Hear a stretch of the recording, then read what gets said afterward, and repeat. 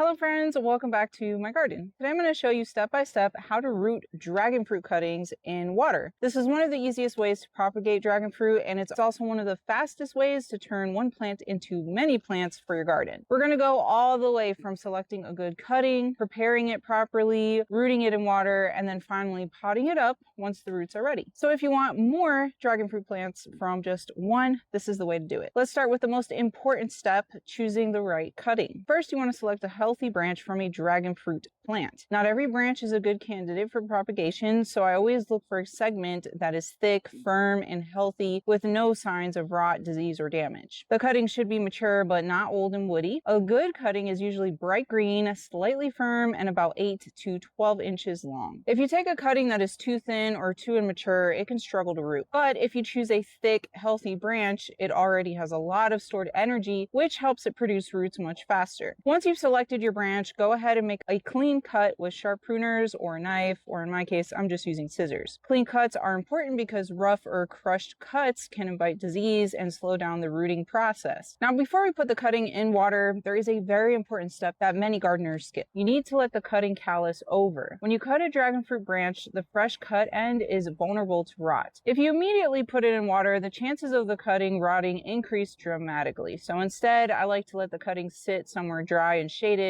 for about 2 to 5 days. During this time, the cut end dries out and forms a protective callus. This calloused end helps protect the cutting from rot once we place it into the water. Once the bottom has dried and hardened, the cutting is ready for the next step. Now let's talk about placing the cutting in water. I like to use some sort of a clear, tall container filled with clean water. I like tall containers because they will help keep the dragon fruit cutting upright. I'm actually using some plastic pasta storage containers. I like the container to be clear so I can easily monitor the water level, if the water needs to be changed out, and to see how much roots have developed. You only need the bottom inch or two of the cutting submerged in water. The rest of the cutting should stay dry. At this point, some gardeners like to use rooting hormone to speed up the process. You may see people dissolving rooting hormone powder into the water, but I personally don't recommend doing that. Rooting hormone powders are designed to stick directly to the cutting itself when propagating in soil, not to be dissolved in water. When powder is added to water, it doesn't dissolve properly and the concentration becomes unpredictable. If you want to use a rooting hormone in water, it's actually better to use a liquid rooting hormone formulation because it is designed to mix evenly with water. I'll link to the one that I use in the description. Dragon fruit usually roots well in water. Some varieties of dragon fruit may be harder to root than others, so using rooting hormone increases the chances of a successful propagation, plus speeds up the quality and growth rate of the roots. Another trick that really speeds up rooting is keeping the water slightly warm. Dragon fruit is a tropical cactus, so it roots faster in warm conditions. I like to place my container on top of a seed starting heat mat. This keeps the water gently warm, which encourages the cutting to start producing roots much faster. Without a heat mat, the cutting will still root, but it may take longer. While the cutting is rooting, it's important to keep the water clean. Every few days, I like to check the container and change the water if it starts to look cloudy. Cloudy water can be a sign that bacteria is building up, which can infect and rot out your dragon fruit cutting. So simply pour out the old water, rinse the jar if needed, and refill it with fresh, clean water. This small step helps keep the cutting healthy while it forms roots. Now let's talk about where to keep your cuttings while they are rooting. You want bright light, but not direct, intense sunlight. A bright windowsill, greenhouse bench, or a shaded outdoor area works very well. Too much direct sun can overheat the cutting and stress it out before it has roots,